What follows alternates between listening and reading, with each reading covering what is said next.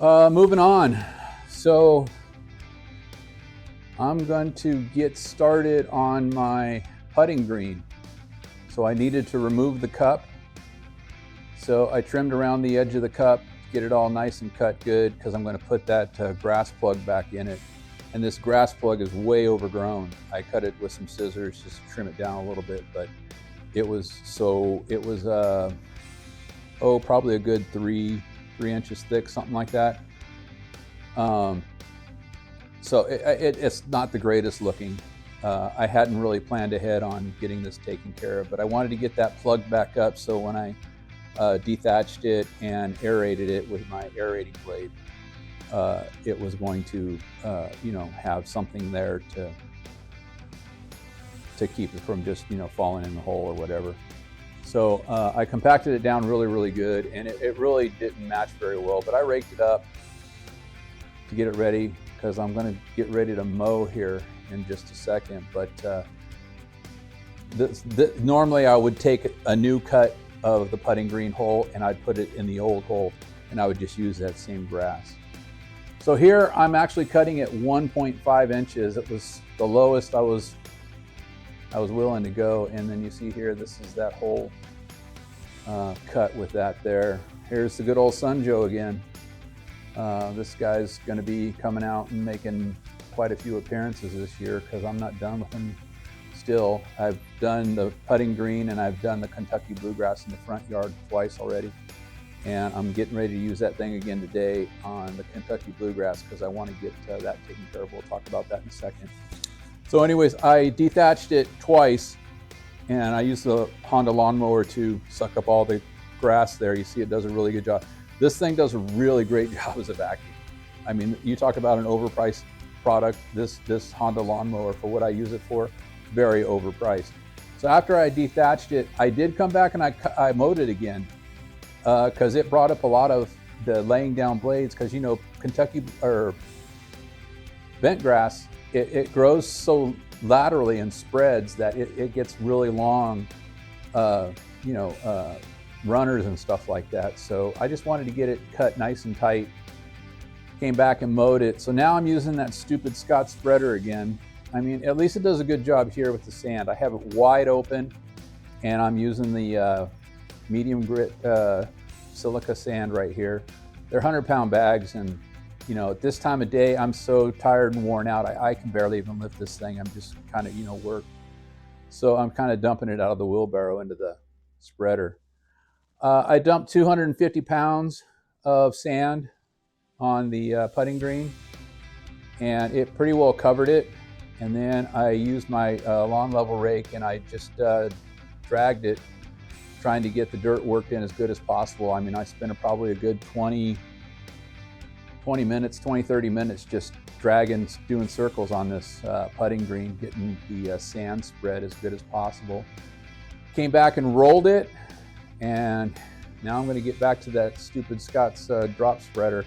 The reason why I call it stupid Scott's is, there's a reason why I don't like Scott's. I'm not going to get into it right now, but you see here, look at all this seed it dumped right here.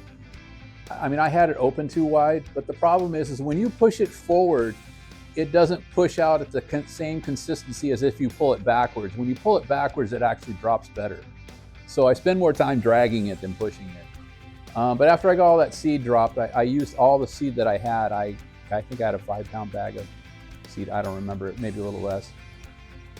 Actually, it was less. But I raked it, and then I rolled it with my roller again. And I wish I had a bigger, heavier roller, because that roller just doesn't have enough weight to it to do, what I want it to do.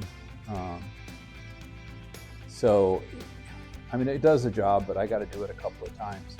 The one thing I do want to note, I want to go back to it here. Let me see if I can get this screen up here. So you see I got my boots over here. I got my boots standing by. So as soon as I get done rolling the grass seed in, I changed my shoes. I didn't slow down and show you that good enough, but that's a key part of when you're dealing with bent grass. The seed is so small and so light and so tiny, it will stick to your shoes. And I'm working really hard at not getting any bent grass into my Kentucky bluegrass. Now, I'm sure it's going to happen. I know in my new grass over here, I'm sure there's going to be some seed in there. So I'm going to be spraying tenacity this year, and I'm going to be working on killing bent grass again. But I also do want to work on kind of rounding my green a little bit more. And I'm going to use the tenacity to do that. So, you know, my yard is going to go through some more changes this year. I'm going to have, you know, it's probably going to look a lot worse before it looks better. In fact, it's probably not going to look great till next year, just because of the things I want to do with the putting green and how that's going to make it look. I'm going to talk about tenacity just for a second here, just because there's a point I want to make. You know, I always come back to these YouTube channels and these lawn channels and things that they talk to you and tell you about. And, you know, I would name names of these channels, but, you know, it's probably just not even worth my time. But, you know, a lot of these guys talk about tenacity and tenacity bleaching and all this sort of stuff. And yes, tenacity will bleach some grasses, some more than others. I use this stuff on my Kentucky bluegrass like literally all winter long. Every 3 weeks I was spraying it on my Kentucky bluegrass. And the only bleaching I got was in the bent grass I was trying to kill. None of my Kentucky bluegrass turned white or bleached out at all. Now, one of the times I was spraying my yard with the tenacity, I had some left over, so I was spraying my patch of grass over here. Well, where my patch of grass is, my you know, spare grass, my nursery, whatever you want to call it, on the side yard over here, I have all my little pots, my little 4-inch pots that I grew all the different types of grass I use in my yards. I have the red creeping fescue, which is a fine fescue. I have bent grass, and I have Kentucky bluegrass, and I have it all growing in those little pots. And my thought was, last year when I did it in November, was I was going to use these pots just to kind of fill some bad areas, or maybe some areas where I get some bad POA or something like that. And I've never really used them. I mean, they're still growing over there. But what I did was I sprayed them all. I just inadvertently, and I was just willy-nilly trying to get rid of all this tenacity. I didn't even think about it, and I just sprayed everything over there. And then I realized I'd sprayed the bent grass, I sprayed the red creeping fescue, and I'd sprayed the Kentucky bluegrass. I wasn't concerned about the Kentucky bluegrass, but I knew it was going to kill the bent grass, and I knew it was going to probably hurt the fine fescue, and it did.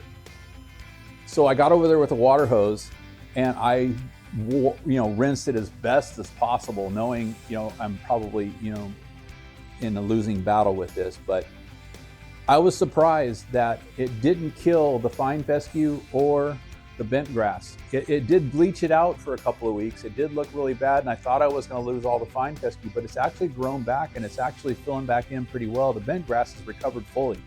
You would never even know I had sprayed it with tenacity. It came back so well. So maybe the rinsing did help a little bit, but it was a total accident, a total mistake. The fine fescue, it started bleaching out, but it's recovered as well. So when it comes to tenacity and bleaching, my Kentucky bluegrass, I have seen zero bleaching on my Kentucky bluegrass, and I've used it quite a bit on there. And I'm talking, you know, every 3 weeks over the winter I was using it. And I'm using that to kill bent grass. So that's just my experience with tenacity. Again, I really don't believe anything I learn on any of these lawn care channels anymore, because I think that a lot of them are just full of crap and just trying to sell you something. And most of them are. Most of them are trying to sell you a bottle of fertilizer that costs you like $60 and it's going to last you 6 or 7 applications or something like that. I'm using something totally different that lasts me for 2 years at a time, and I spend maybe not even $80 for 2 bags of fertilizer, urea and iron, and both bags 2 years. And I'm actually using the urea nitrogen on my neighbor's yard. I use it on my neighbor across the street, Doug. I've been using it. I use it on Wilson's front yard. I use it at my son's house. So, you know, that stuff goes a long way. I mean, it's 4600. You know, it's got a really good concentration of nitrogen. And I'm actually spraying it on my yard because the prills are so big, it burns little popcorn spots in my yard. So I learned that with the first application. So anyways, that's my spiel on that.